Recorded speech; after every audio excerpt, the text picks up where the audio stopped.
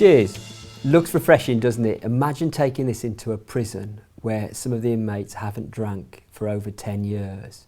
When I worked for a third sector organisation, one of my jobs was to do 1 day a week in a local prison, working with volunteer prisoners who were healthcare representatives on a health course. It was so that they could spread health messages to fellow inmates so they could lead healthier lives.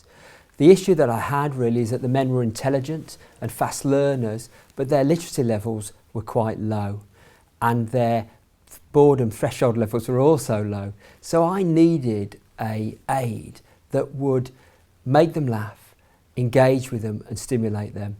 So I went to the Public Health Resource Centre and one of the staff kindly advised me to use this model. It's very tactile.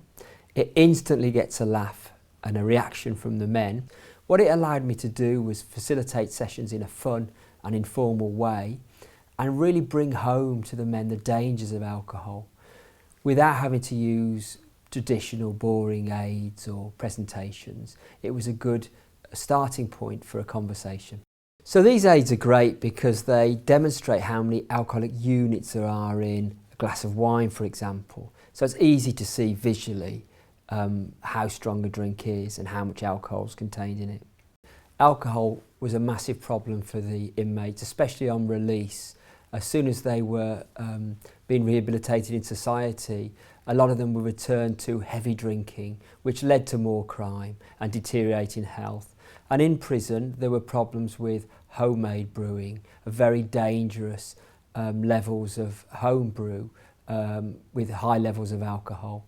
So the prison authorities wanted an education programme that would prepare the men for release around the dangers of alcohol and also stem some of the home brewing activities that were taking place in the local prisons at that time. We'd hold this up and some of the reactions we got were fantastic. One of the men took the pint and he walked round the waiting area for the medical section of the prison and the rest of the prisoners laughed. Then he came back in to class and we talked a little bit more about the dangers of alcohol. In all seriousness, stuff like this is the stuff that gets the message across because it's so visual and it's so tactile.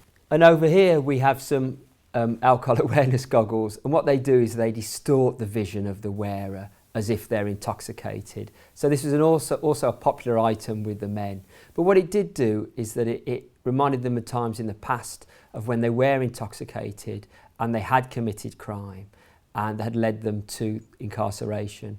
So without the help and advice and resources of the Public Health Resource Centre, we would have had very more flat one-dimensional lessons. The men would not have been so engaged and it would have been a lot harder, especially with literacy levels being so low, to really engage them with the topic of alcohol abuse and sensible drinking or abstinence.